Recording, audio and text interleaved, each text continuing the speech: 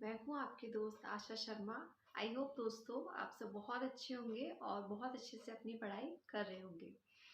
दोस्तों, आज हम अपना जो मेरा वीडियो है वो मेरा बेस्ड होगा क्वेश्चन आंसर्स पे, क्योंकि काफ़ी सारे लोग हैं जिनके सेम काइंड ऑफ क्वेश्चंस बार बार मुझसे पूछे जा रहे हैं। मैंने सोचा कि किसी एक को, मतलब हर एक को इंडिविजुअली रिप्लाई करने से बेटर है कि मैं उसके लिए आपके लिए एक वीडियो बना देती हूँ।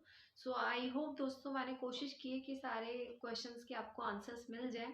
इफ़ एनी केस अगर कोई छूट जाते हैं तो मैं एक और आपके लिए क्वेश्चन आंसर्स के वीडियो लेके आऊँगी, या फिर अगर पॉसिबल हुआ तो मैं आपको इंडिविजुअली उसका रिप्लाई कर दूँगी। ठीक है दोस्तों, आइए आज हम स्टार्ट करते हैं अपना फर्स्ट क्वेश्चन। तो दोस्तों, फर्स्ट क्वेश्चन है कि आप दोनों पेपर कैसे मैनेज करते हैं। ठीक है, फर्स्ट ऑफ ऑल तो दोस्तों, अगर आपने पहले से स्टार्ट कर रहे हैं तो उसके अकॉर्डिंग आप अपना जो शेड्यूल है वो बना सकते हैं कि आप देखिए कि आपको सबसे ज़्यादा प्रॉब्लम किस में है, आपका जो सबसे वीक है वो कौन सा पेपर है, फर्स्ट या सेकंड, है ना, आपकी कम प्रिपरेशन किस में। आप उसके अकॉर्डिंग अपने डेली के टारगेट रखिए और डेली में आप अपने टॉपिक्स लीजिए जितना भी आपका टाइम है उसके अकॉर्डिंग। जैसे मेरे पास बहुत लिमिटेड टाइम रहता है तो मैं डेली में ट्राई करती हूँ कि दोनों के वन वन टॉपिक। अगर ज़्यादा टाइम रहता है तो जैसे सेकंड पेपर मैंने जस्ट अभी स्टार्ट किया है तो मैं एक चैप्टर अपना प्रैक्टिकल का ले लेती हूँ और एक चैप्टर मैं अपना थ्योरी सब्जेक्ट का ले लेती हूँ। तो इस तरीके से मेरे टॉपिक्स कवर अप हो जाते हैं। अगर आपके पास फुल डे है स्टडी के लिए तो आप अपना टू टू टॉपिक या थ्री थ्री टॉपिक्स करके आप कर सकते हैं। ठीक है दोस्तों, उसके अलावा सेकंड जो मेरे लिए क्वेश्चन आप पूछा जाता है मुझसे वो है बुक्स के लिए, है ना। बुक्स के लिए दोस्तों मैं ऑलरेडी अपने जो वीडियोस हैं वो बना चुकी हूँ कि मैं किस किस बुक से अपना स्टडी कर रही हूँ। ठीक है, तो मुझे जो ठीक लगता है उसके अकॉर्डिंग मैंने आपको सजेस्ट किया है। अगर आपको उनसे भी ज़्यादा कुछ बुक्स बेटर लगती हैं तो प्लीज़ आप मुझे भी, मेरे साथ भी शेयर कीजिएगा, तो मुझे भी उससे काफ़ी हेल्प मिलेगी। बाकी जो मुझे जितना समझ में आया था और जो मुझे ठीक लगी बुक्स वो मैंने ऑलरेडी आपसे आपके साथ शेयर की हुई है, पेपर फर्स्ट की भी और पेपर सेकंड की भी। दोस्तों, थर्ड क्वेश्चन है हमारा, मेरा सेकंड पेपर किस सब्जेक्ट का है। दोस्तों, फर्स्ट ग्रेड में मेरा जो सेकंड पेपर है वो, मैं कॉमर्स से हूँ तो मेरा सेकंड पेपर दोस्तों कॉमर्स से है। और मुझसे पूछा जा रहा है कि आप कौन सी बुक फॉलो करते हैं। दोस्तों, अभी मेरे पास पुरानी जो बुक है मुकेश पांचोली सर की है, तो अभी मैं वहीं से कर रही हूँ क्योंकि न्यू एडिशन अभी मार्केट में नहीं आया है। अगर आपके यहाँ पे मार्केट में न्यू एडिशन आ जाता है तो आप भवानी सिंह की जो बुक आती है उससे आप फॉलो कर सकते हैं। काफ़ी अच्छा उसमें कंटेंट गिवन है और उससे आप अच्छे से प्रिपरेशन कर सकते हैं। इसके अलावा अभी इसके कॉमर्स के 5 इयर्स के पेपर भी मार्केट में नहीं आए हैं, है ना। तो तब तक आप क्या करेंगे, जो भी आपके मुकेश पांचोली सर के बुक है उसमें टॉपिक्स हैं, हर एक टॉपिक्स के काफ़ी अच्छी क्वांटिटी में क्वेश्चंस आपको गिवन है एवरी टॉपिक के बैक साइड में। आप अपना टॉपिक कवर कीजिए, टॉपिक कवर करने के आप अपने एमसीक्यू सॉल्व कीजिए, है ना। आपकी प्रिपरेशन अच्छी हो जाएगी। उसके बाद दोस्तों, एक क्वेश्चन है जो बहुत ज़्यादा पूछा जा रहा है और डेली में पूछा जा रहा है और मेरी हर एक वीडियो में पूछा जाता है कि आपकी एज कितनी है। दोस्तों, मेरी एज 30+ है अभी। इसके अलावा नेक्स्ट क्वेश्चन है कि मैं अपनी स्टडी कैसे कर रही हूँ, मैं कोई कोचिंग से कर रही हूँ या सेल्फ कर रही हूँ, ऑनलाइन या ऑफलाइन। दोस्तों, अभी तक मैंने कोई कोचिंग नहीं ली है, ना मेरा इरादा है कोचिंग लेने का, क्योंकि मेरे पास इतना ज़्यादा टाइम नहीं है कि मैं कोचिंग भी अटेंड करूँ ऑनलाइन या ऑफलाइन, फिर मैं सेल्फ स्टडी भी करूँ, है ना। तो मैं ज़्यादा जो फोकस कर रही हूँ दोस्तों सेल्फ स्टडी पे कर रही हूँ, क्योंकि मुझे बुक्स वगैरह की काफ़ी अच्छी नॉलेज हो गई है किस बुक्स में कौन सा अच्छा कंटेंट है। तो मैं ट्राई कर रही हूँ कि मैं अपना सेल्फ स्टडी करूँ और ज़्यादा से ज़्यादा मैं प्रैक्टिस करूँ। दोस्तों, ये दो चीज़ है, आप इन्हें बिल्कुल पकड़ के रखिएगा। एक तो आपको सेल्फ स्टडी, अगर आप कोचिंग भी ले रहे हैं, मैं ये नहीं बोल रही कि कोचिंग लेना बुरी बात है, आप बिल्कुल कोचिंग लीजिए। ठीक है, अगर आपके पास सफिशिएंट टाइम है और अगर आपको इतनी ज़्यादा नॉलेज नहीं है तो आप डेफिनेटली कोचिंग लीजिए, उससे आपके काफ़ी सारे टॉपिक्स हैं, डाउट्स हैं, वो क्लियर होंगे। लेकिन दोस्तों, कोचिंग लेने के बाद आपको टेंशन फ्री नहीं होना है कि आप 4 आवर या 7-8 आवर्स आप कोचिंग में दे के आ रहे हैं, दैट मीन्स आपकी प्रिपरेशन बहुत अच्छी हो रही है, नहीं। दोस्तों, आपको सेल्फ स्टडी दोनों ही कंडीशन में करनी है, चाहे आप कोचिंग ले रहे हैं चाहे से आप कोचिंग नहीं ले रहे हैं, है ना। आपको सेल्फ स्टडी दोनों ही कंडीशन में करनी है। ठीक है, एक तो दोस्तों आपको सेल्फ स्टडी और एक आपका जो रिवीजन, ये दोनों चीज़ है दोस्तों, ये आप अपना लास्ट तक आप पकड़ के रखिएगा जब तक आपका एग्जाम ना हो जाए, है ना। ये 2 चीजें हैं जो आपको आगे तक लेके जाएंगी। आपको कभी भी अपनी सेल्फ स्टडी नहीं छोड़नी है और ना ही आपको रिवीजन छोड़ना है। ठीक है दोस्तों। नेक्स्ट हमारा क्वेश्चन पूछा जाता है कि जो हाउसवाइफ है मेरी बहनें, सो वो किस तरीके से अपने स्टडी को मैनेज करें। सो देखिए दोस्तों, सबकी अलग अलग रूटीन होता है, सबकी अलग अलग लाइफ होती है। ठीक है। कुछ हाउसवाइफ हैं जो जिनके बच्चे काफ़ी बड़े हैं या इन लॉज हैं या कुछ हेल्पर हैं। ठीक है। कुछ ऐसी हैं जिनके बच्चे छोटे हैं। जैसे मेरे एक सब्सक्राइबर ने मुझे आज एक कमेंट किया था कि उनका बेबी बहुत छोटा है, सो वो मैनेज नहीं कर पा रहे हैं, तो बहुत टेंशन में है वो। ठीक है। फर्स्ट ऑफ ऑल तो देखिए, जिनके छोटे बच्चे हैं तो उनको टेंशन लेने की बिल्कुल ज़रूरत नहीं है। देखो, बच्चे अभी छोटे हैं। सबसे ज़्यादा जब बच्चा छोटा होता है तो उसे अपनी मम्मी की ज़रूरत होती है, उसे अपनी मदर की ज़रूरत होती है ना। तो प्लीज़ अभी अपनी जो प्रायोरिटी है वो आप अपने बच्चे को रखिए। ठीक है। मैं ये नहीं बोल रही हूँ कि आप बिल्कुल अपनी स्टडी को छोड़ दीजिए। ठीक है। आप अगर आपके साथ कोई लॉज वगैरह रहते हैं तो आप प्लीज़ उनसे रिक्वेस्ट करिए कि थोड़ी देर वो बच्चे को देख लें, जिससे आप अपनी स्टडी कर सकें, या फिर आप अपने काम वगैरह जल्दी से फिनिश कर सकें, जिससे कि बच्चे को आप अपना काम फिनिश करके बच्चे को सुला के आप थोड़ी बहुत अपनी स्टडी कर सकें। ठीक है। या फिर अगर पॉसिबल हो तो आप अपने लिए कोई मेड वगैरह लगा सकते हैं। ठीक है। हेल्पर वगैरह लगा सकते हैं, जिससे कि वो काम कर दे या फिर बच्चे को थोड़ी देर देख ले, है ना। तो आप ये भी एक ऑप्शन ऑप्ट कर सकते हैं। इसके अलावा आप एक काम कर सकते हैं कि जब बच्चा सोता है तब आप स्टडी करिए। अगर कुछ काम रह भी जाता है तो आपके हस्बैंड के आने पे वो काम आप अपना फिनिश कर सकते हैं, है ना। सो दैट क्या रहेगा कि आपके ऊपर एक बर्डन नहीं रहेगा। क्योंकि मोस्ट ऑफ द जो मदर होती है, मैं भी यही करती थी कि जब बच्चा सोता था तो हम सोचते हैं कि अपना जल्दी जल्दी काम फिनिश कर लेते हैं। ठीक है। नहीं तो वो उठ जाएगा। ठीक है। तो उसके सोने पे आप काम को ना फोकस करके अपनी स्टडी को फोकस करिए। इट्स ओके अगर आपकी स्टडी 1 आवर हो रही है, हाफ एन आवर हो रही है, एटलीस्ट ना से तो हाँ बेटर है ना।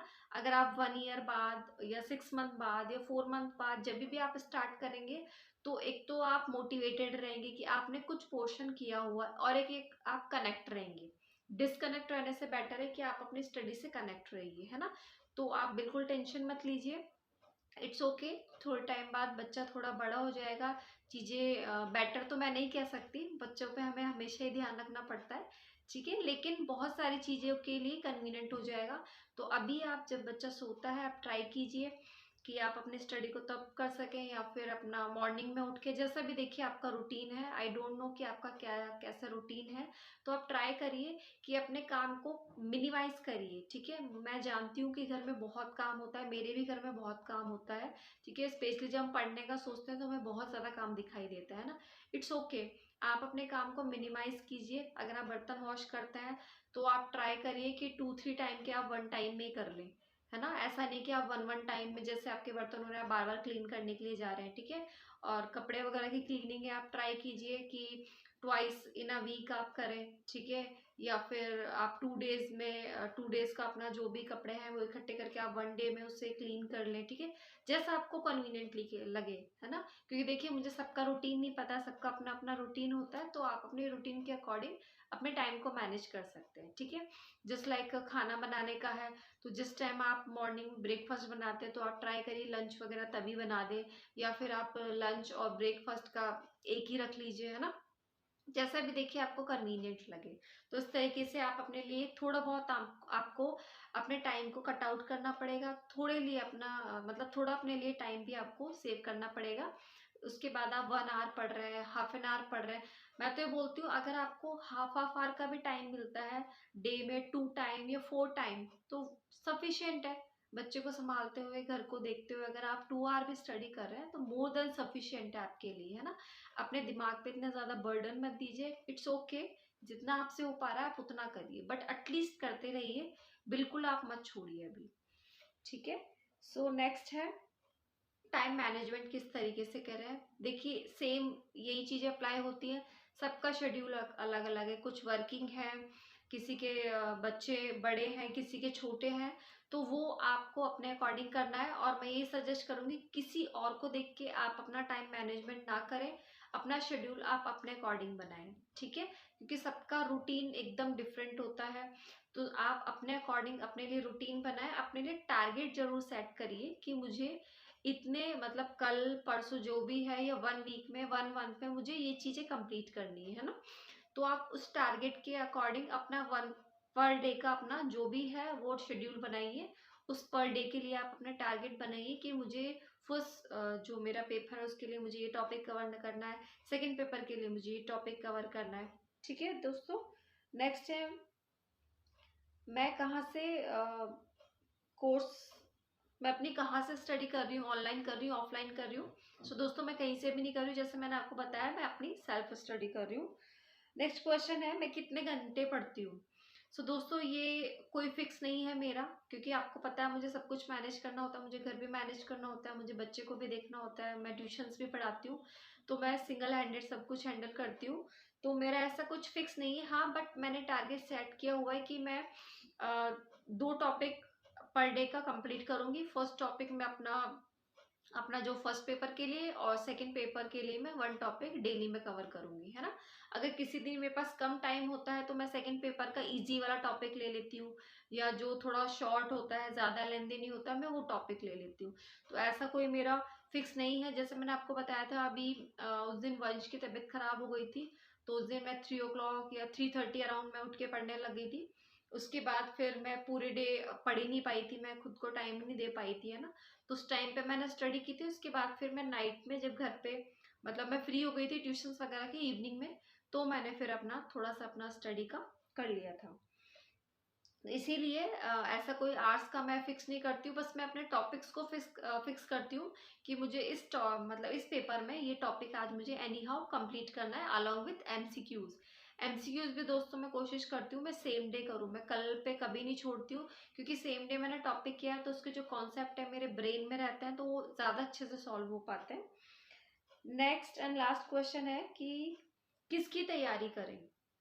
सो दोस्तों देखिए किसकी तैयारी करें ये चीज़ें तो आप ही डिसाइड कर पाएंगे अपनी एजुकेशन के अकॉर्डिंग कि आपकी एजुकेशन क्या है। आपने ग्रेजुएशन किया हुआ है, अगर आपने ग्रेजुएशन किया है तो आप रीट और अपना फर्स्ट ग्रेड का सॉरी सेकंड ग्रेड कर सकते हैं। अगर आपने पोस्ट ग्रेजुएशन किया हुआ है दोस्तों तो आप अपना फर्स्ट ग्रेड का कर सकते हैं। उसके अलावा आपके इंटरेस्ट पे भी डिपेंड करता है कि आपका इंटरेस्ट किस में है, आप किसकी तैयारी करना चाहते हैं, है ना। तो ये सारी चीज़ें दोस्तों आप दोस्तों अगर आपने अपना ग्रेजुएशन कंप्लीट किया हुआ है तो आप एलिजिबल हैं, आप अपना रीट का भी दे सकते हैं और आप अपना सेकंड ग्रेड भी दे सकते हैं, है ना। तो आप अपनी एजुकेशन चेक कीजिए, उसके बाद आप अकॉर्डिंगली अपनी प्रिपरेशन स्टार्ट कर सकते हैं। ठीक है कि क्योंकि देखिए अगर आप चाहें कि 2 या 3 को हम साथ में लेके चले, तो जहाँ तक सेकंड ग्रेड का मुझे इतना नहीं पता है, मुझे इतनी नॉलेज नहीं है, जहाँ तक मैंने देखे हैं कि काफ़ी सारे टॉपिक्स हमारे रीट में और अपना फर्स्ट ग्रेड में सेम है, फर्स्ट पेपर में, है ना। तो अगर आप चाहते हैं दोनों की करना तो जो टॉपिक सेम है वो एटलीस्ट आप कवर कर सकते हैं। रीट में भी हमारी हिंदी इंग्लिश आती है, आपकी फर्स्ट ग्रेड में भी आती है ना। पेडागोजी वहाँ भी देखने को मिलेगी, पेडागोजी वहाँ भी देखने को मिलेगी, है ना। तो काफ़ी सारे टॉपिक्स हैं, काफ़ी सारे सब्जेक्ट हैं जो सेम है। सो जहाँ तक मुझे नॉलेज है तो फर्स्ट ग्रेड का फर्स्ट पेपर और रीट का आपका ऑलमोस्ट सेम सा पैटर्न है, कुछ टॉपिक्स को छोड़ के। तो जो टॉपिक सेम है वो आप दोनों में कवर अप कर सकते हैं, है। इसके अलावा जो आपको डिफरेंट टॉपिक्स लगते हैं, जब उस पेपर का नोटिफिकेशन आता है, जब आपके फॉर्म्स वगैरह फिल होते हैं, तब आप अपना वो टॉपिक कर सकते हैं। ठीक है दोस्तों। सो जिन एग्जाम्स के या जो भी हैं इनके अगर टॉपिक सेम है तो आप उनको कर सकते हैं, कोई प्रॉब्लम नहीं है ना। तो इस तरीके से दोस्तों आई होप मैंने सारे क्वेश्चंस के आंसर्स आपको दे दिए हैं, आपके काफ़ी सारे डाउट्स हैं वो क्लियर हो गए होंगे। इसके अलावा भी अगर आपकी कुछ क्वेरीज हैं दोस्तों तो प्लीज़ आप मुझे कमेंट करिएगा, अगर पॉसिबल हुआ तो मैं इंडिविजुअली आपको रिप्लाई करूँगी। अगर पॉसिबल नहीं हुआ, कुछ जो रिप्लाई होते हैं दोस्तों बहुत ज़्यादा लेंदी होते हैं, तो पॉसिबल नहीं है कि मैं उन्हें इंडिविजुअली कमेंट करके दे पाऊँ, तो मैं ट्राई करती रहूँगी बीच बीच में कि मैं क्वेश्चन आंसर एक सेशन रखूँ जिसमें आपके सारे क्वेश्चन का मैं आंसर दे सकूँ। इसके अलावा दोस्तों अभी अब जो भी आपकी स्टडी चल रही है तो प्लीज़ आप ट्राई करें कि अपना जो सिलेबस है वो जल्द से जल्द अपना आप कंप्लीट करें, है ना। आई होप काफ़ी सारे लोग तो अपना कंप्लीट कर चुके होंगे। ठीक है, फिर भी आपको टेंशन नहीं लेनी है, अगर आपने अभी भी स्टार्ट किया है या आप सोच रहे हैं तो इट्स ओके, आप बिल्कुल स्टार्ट करिए, शून्य से स्टार्ट कीजिए। देखिए सब धीरे धीरे स्टार्ट करते, एकदम से स्टार्ट करते किसी का कोर्स नहीं होता है ना। तो आप टेंशन ना लें, किसी की बातों में ना आए। अगर आपने ठाना है करने की, अगर जो मेरी बहनें हैं उन्होंने शादी से पहले मतलब शादी के बाद अपनी स्टडी छोड़ दी थी, अगर वो चाहती हैं वापस से स्टार्ट करना तो बिल्कुल आप करिए। ठीक है, अपनी इच्छा को मत मारिए, बिल्कुल अपने फ्यूचर को सेव कीजिए, आप फ्यूचर को बनाइए। ठीक है दोस्तों, तो इस तरीके से हम अपने वीडियो को एंड करते हैं। इसके अलावा अगर आपको कोई भी डाउट्स हो या कुछ भी क्वेरीज हो तो प्लीज़ आप कमेंट बॉक्स में कमेंट करिए दोस्तों। और इसी तरह मेरे ब्लॉग्स पे बने रहिए, ज़्यादा से ज़्यादा मेरे ब्लॉग को प्यार दीजिए दोस्तों। सो ज़्यादा से ज़्यादा मेरे ब्लॉग को शेयर करें दोस्तों, लाइक करें, सब्सक्राइब करें। जय Shri Ram. Thank you so much.